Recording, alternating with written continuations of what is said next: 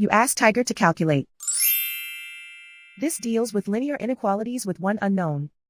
The final result is u greater than 4. Let's solve it step by step. Group all constants on the right side of the inequality. Add 4 to both sides.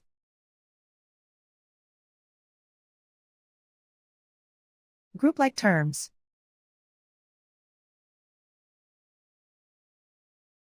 Simplify the arithmetic.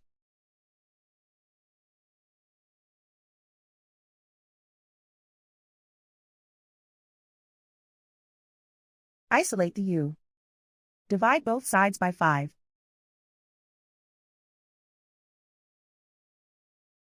Simplify the fraction.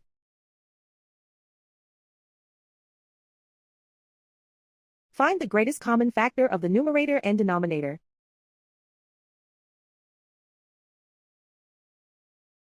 Factor out and cancel the greatest common factor.